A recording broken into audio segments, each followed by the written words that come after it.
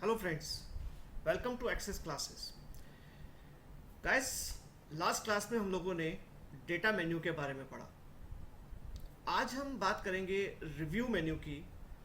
जैसा कि review menu में मैंने आपको माइक्रोसॉफ्ट वर्ड में भी आपको बताया है कि रिव्यू मेन्यू का जो मेन मोटिव होता है वो स्पेल चेकिंग, थिसरस, ट्रांसलेट, आपका कमेंट्स के बारे में होता है।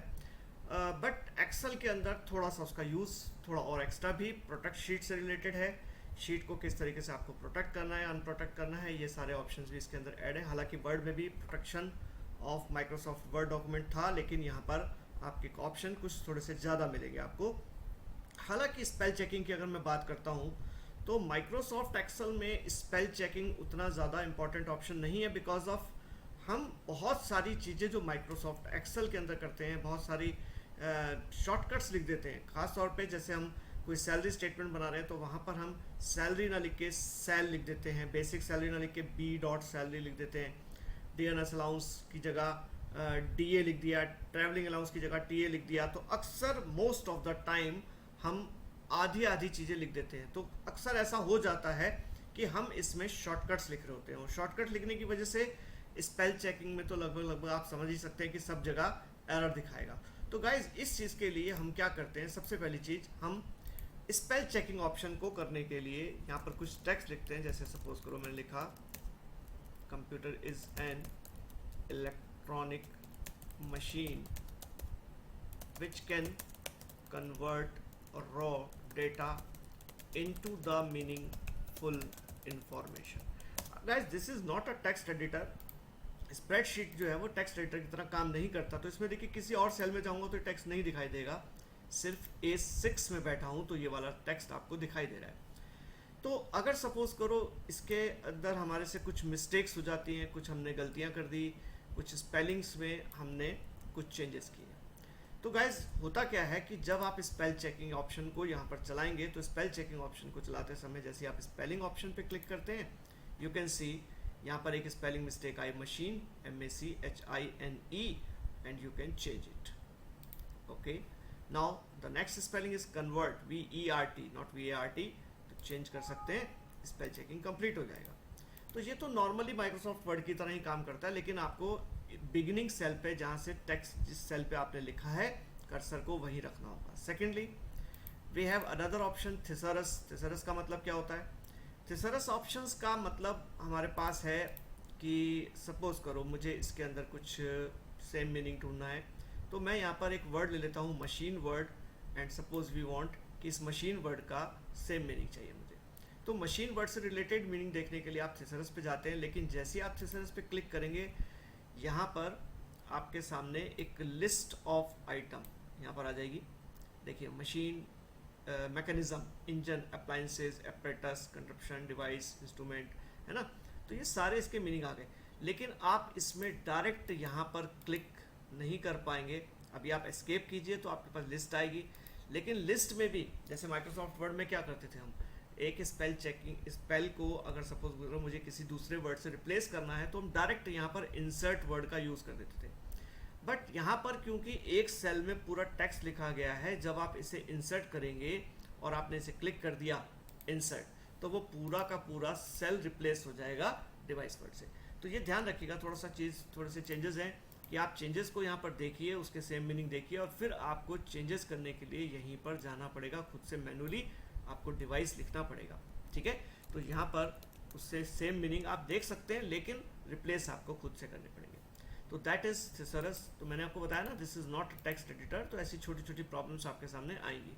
Similarly when we talk about translate, क्योंकि देखिए स्मार्ट लुकअप इंटरनेट फैसिलिटी अगर आपके पास है तो दैट विल डिस्प्ले यू, और यहाँ पर आपको जैसे किसी भी वर्ड को आप सेलेक्ट करते हैं, डिवाइस को सेलेक्ट करते हैं, तो उसका पिक्टोरियल रूप दिखा देता है कि पिक्चर की फॉर्म में, what is called the device. यहाँ पर मैं डिवाइस वर्ड किसको कह रहा हूँ, उसका एक पिक्टोरियल रूप यहाँ पर दिखाएगा। बट अभी ये ऑप्शन नेट होने की वजह से काम नहीं कर पाएगा, सॉरी फॉर दैट। बट आप इसको जब इंटरनेट ऑप्शन, एंड सेकेंडली आप एक बात ध्यान रखिए, हमेशा जब भी कुछ ऑप्शन यूज़ करें you have to use license version. Okay, तो ये भी ध्यान रखिए। उसके बाद हम बात करते हैं ट्रांसलेट। ट्रांसलेट का मतलब क्या है? Translate is the selected text into a different language. अब आपका यहाँ पर ट्रांसलेट वर्ड क्या करता है? अगर आप इलेक्ट्रॉनिक वर्ड को सेलेक्ट कर रहे हैं यहाँ पे और आप चाहते हैं कि इसकी ट्रांसलेट होके आए, ये किसी दूसरी लैंग्वेज में कैसा बोला जाएगा, किस तरीके से आएगा, उसके लिए आप ट्रांसलेट वर्ड का यूज़ करते हैं। ट्रांसलेट के अंदर यू कैन सी कि यहाँ पर आपने इलेक्ट्रॉनिक वर्ड को लिया है and we are converting English to French, so the spelling will be ELECTRONIQUE। जैसे कि मैंने वर्ड में भी आपको इस चीज़ को बहुत अच्छे से डिस्क्राइब किया है कि इस टाइप की चीज़ें जब आप करते हैं तो ट्रांसलेट का मतलब क्या है, ये आपको किसी अनदर लैंग्वेज, जो भी आपके सिस्टम के अंदर इंस्टॉल्ड अनदर लैंग्वेजेस हैं, उसमें ये कन्वर्ट करके आपको दिखा देता है। ये भी बात वही है कि अगर आपके पास इंटरनेट फैसिलिटी है तो that will show you all the languages, बहुत सारी लैंग्वेजेस आएंगी और आप जिस लैंग्वेज में भी कन्वर्ट करना चाहेंगे आप इसको इजीली देख सकते हैं। तो दैट इज़ योर रिसर्च, ठीक है। उसके बाद हम बात करते हैं कमेंट की। What is the meaning of comment? Actually ये कमेंट पोर्शन क्या है? कमेंट पोर्शन में क्या होता है कि आप यहाँ पर अपने सिस्टम में कोई फाइल खोल के रख लेते हैं। सपोज मैंने यहाँ पर सेल्स टेबल या कुछ भी कोई टेबल खोल लिया हमने यहाँ पे, ठीक है। It is not present, I think so. देखते हैं कि ये टेबल, यस, ओके। देखिए सपोज करो we have a table and इस टेबल के बारे में मुझे यहाँ पर कुछ कमेंट देना है। यहाँ पर मैंने इसके बारे में कुछ कमेंट टाइप करना है, तो आप इसमें रिव्यू में जाएंगे और जैसे ही आप इसमें न्यू कमेंट पे क्लिक करते हैं तो यहाँ पर आपने न्यू कमेंट किया और यहाँ पर लिख दिया this is the cost of Samsung Galaxy कुछ भी ऐसे करके इसको लिख दिया हमने, ठीक है। अब यहाँ पर आपने कुछ भी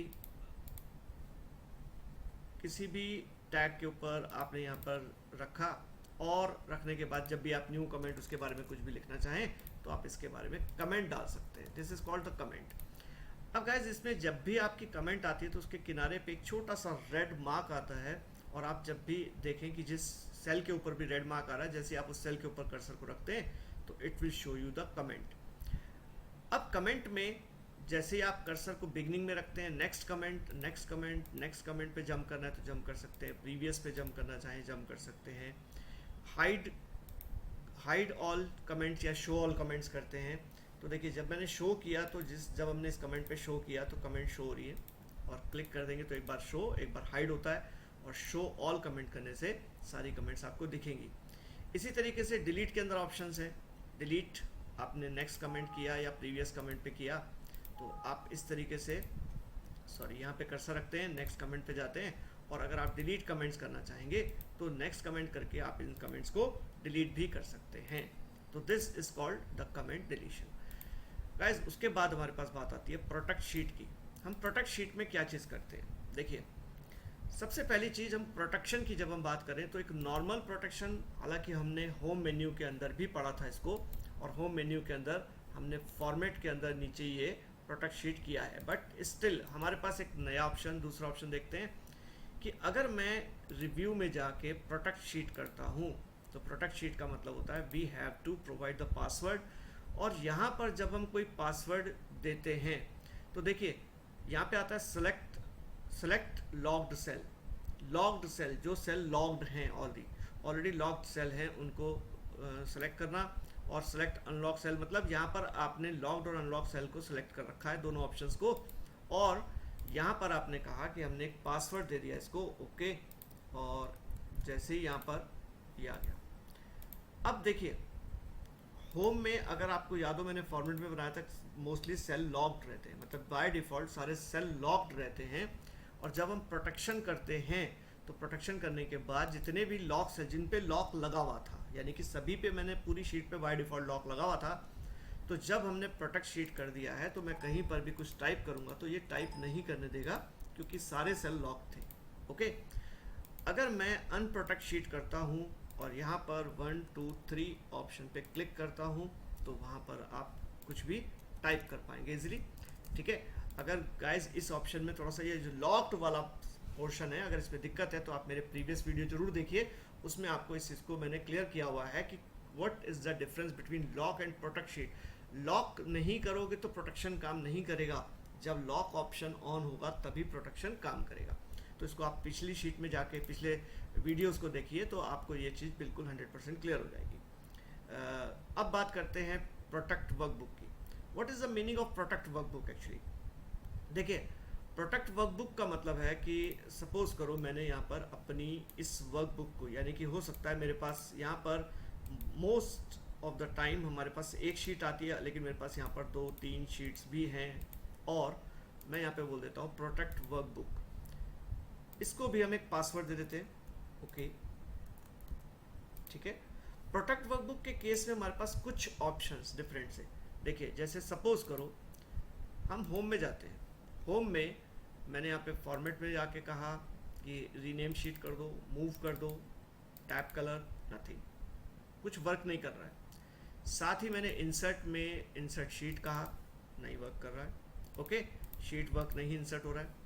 उसके बाद डिलीट में डिलीट शीट कहा, वर्क नहीं कर रहा है। या आप किसी भी सेल पे बैठ के राइट क्लिक करके देखिए, तो यहाँ पर आपके पास यहाँ पर सेल पे राइट क्लिक कीजिए, है ना, और जब आप यहाँ पर कुछ ऑप्शंस यूज़ करते हैं शीट पे राइट क्लिक कीजिए, तो insert, delete, rename, move sheet, tab colour, hide, unhide, ये सब वर्क करना बंद कर देते हैं। जब आप रिव्यू में जाके प्रोडक्ट शीट से को हटाते हैं, तो यहाँ पर फिर से पासवर्ड मांगेगा, 1 3 मैंने पासवर्ड दे दिया, और पासवर्ड देने के बाद आप शीट पे राइट क्लिक कीजिए, तो इंसर्ट, डिलीट, रीनेम सारे ऑप्शंस आपके ऑन हो चुके हैं, ओके। तो this is called your product sheet workbook. उसके बाद शेयर वर्कबुक का मतलब क्या होता है?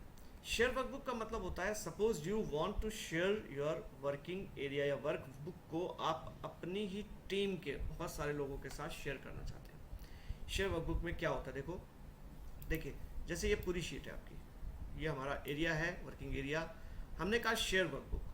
शेयर वर्कबुक के अंदर जैसे आप कहते हैं allow changes by more than one user at the same time, this also allow workbook merging.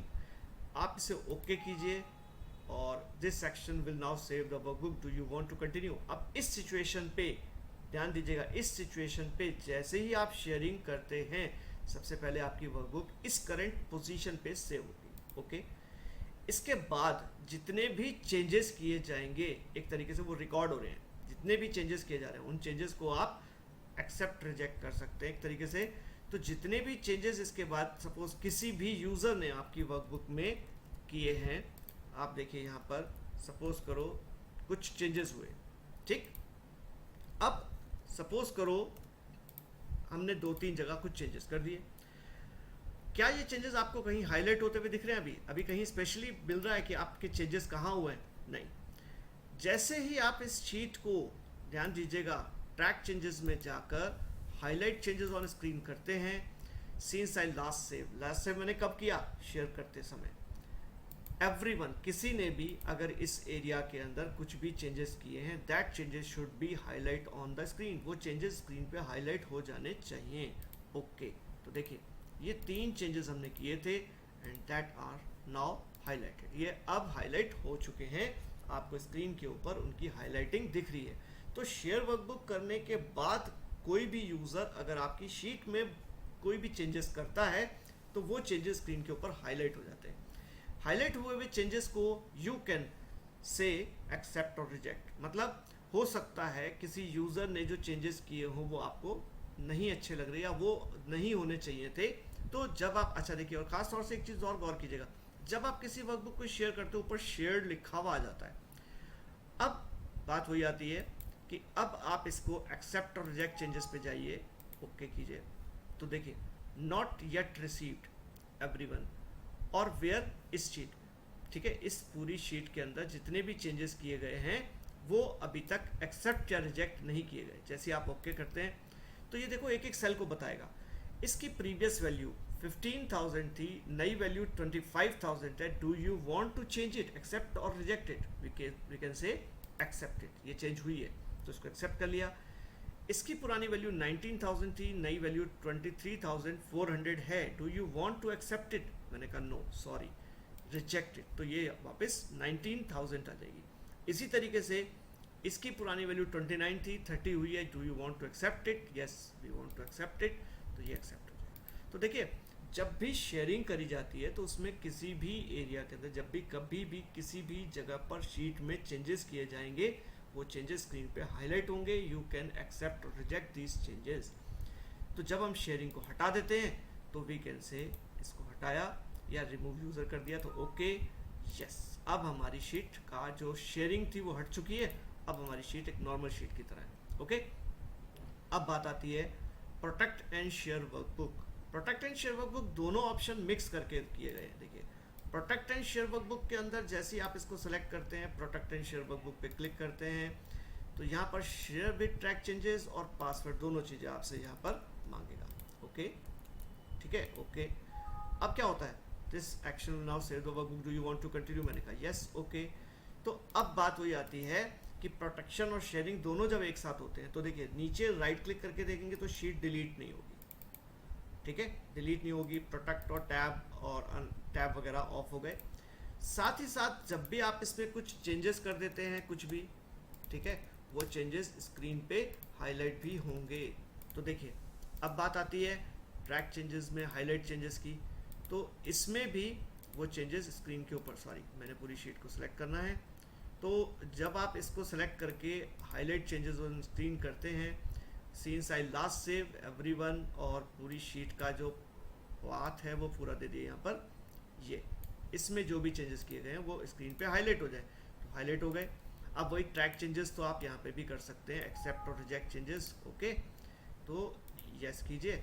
अगर मैंने यहाँ पे रिजेक्ट ऑल चेंजेस करना है, एक्सेप्ट या रिजेक्ट ऑल, तो मैंने सारे चेंजेस वापस अपने ले लिए. तो ये ऑप्शन और कुछ एक्स्ट्रा नहीं है, दो ऑप्शन को मिला के बनाया गया. अनप्रोटेक्ट शीट करता हूँ, यहाँ पर एक पासवर्ड दे देता हूँ 1 2 3, मैंने पासवर्ड खोल दिया और वापस अनप्रोटेक्ट शीट हो गई. उसके बाद allow user to edit range. Means suppose करो यू वांट कि आप किसी यूज़र को एक पर्टिकुलर एरिया पे काम करने की परमिशन देना चाहते हैं, आप नहीं चाहते कि वो पूरी शीट पे काम करे, तो आप क्या करेंगे. तो देखिए ध्यान दीजिएगा, जब आप किसी पर्टिकुलर एरिया को सिलेक्ट करके allow user to edit range पे क्लिक करते हैं तो सबसे पहले आपको न्यू एरिया सेलेक्ट करना है. तो जैसे आप न्यू बनाएंगे तो कहता है इसका नाम है रेंज 1. रेंज 1 को मैंने सेलेक्ट किया हुआ है और इसका पासवर्ड सपोज करो मैंने एक अलग से पासवर्ड दे दिया. इसका पासवर्ड मैंने 1 बना दिया. ठीक है, इसका पासवर्ड मैंने कुछ अलग सा दिया. ओके कर दिया. ओके. दोबारा उसी पासवर्ड को टाइप करेंगे. Okay. Now you have to protect sheet. Protect sheet पे क्लिक किया और यहाँ पर मैंने कोई दूसरा पासवर्ड दे दिया. ठीक. अब देखिए एक पासवर्ड तो इस एरिया का था और एक पासवर्ड पूरी शीट का था. देखिए इसका मैं एक छोटा सा एग्जांपल देता हूँ आपको, बहुत अच्छा सा एग्जांपल है. सपोज करो आप ये मान के चलिए कि सपोज आपका घर बहुत बड़ा सा है और उसके अंदर 4-5 कमरे हैं. आप कहीं बाहर जाना चाह रहे हैं और आप चाहते हैं कि आप अपने किसी फ्रेंड को बोलें कि आज मैं घर पे नहीं हूँ तो मेरे घर में आके नाइट सेफ्टी की वजह से सिर्फ एक पर्सन कोई भी आके मेरे घर में रात को सो जाए. तो वो कहता है कि ठीक है मैं सो तो जाऊँगा, लेकिन आप एक काम कीजिए, पूरे घर के सारे कमरे लॉक कर दीजिए, सिर्फ बेडरूम की चाबी मुझे दे दीजिए, मैं रात को आऊँगा, सोऊंगा और सुबह चला जाऊँगा.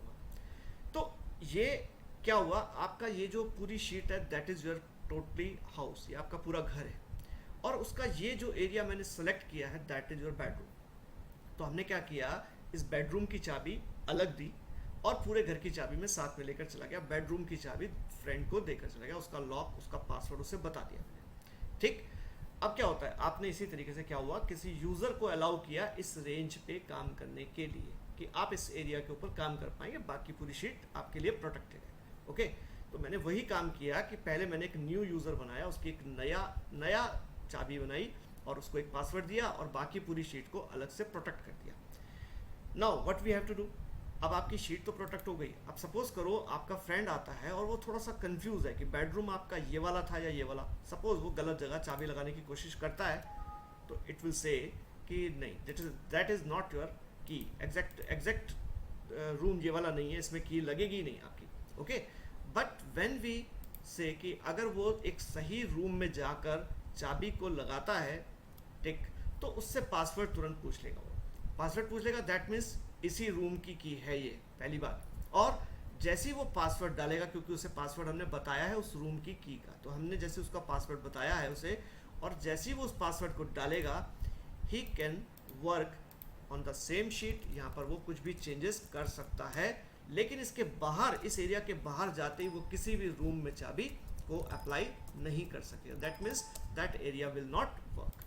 तो गाइज इस तरीके से क्या होता है कि आप किसी पर्टिकुलर एरिया के ऊपर प्रोटेक्शन को अनलॉक कर सकते हैं और बाकी पूरी शीट को आप प्रोटेक्ट कर सकते हैं। ओके, तो उसके बाद अगर आपको अनलॉक पूरी शीट को, अब आप घर वापस आते हैं, आपने फ्रेंड को जो चाबी दे रखी थी वो फ्रेंड ने आपको वापस कर दी, और आप अपने पूरे घर में कहीं पर भी अनलॉक करना चाहते हैं। अभी काम नहीं हो रहा है, लेकिन जैसे ही आप अनप्रोटेक्ट शीट करेंगे, क्योंकि शीट पूरी तो आपके लिए प्रोटेक्ट है ना, तो आप उसका पूरी शीट वाला पासवर्ड जैसे ही आप देंगे, okay now you can work anywhere, कहीं पर भी आप इसमें डेटा को टाइप कर सकते हैं।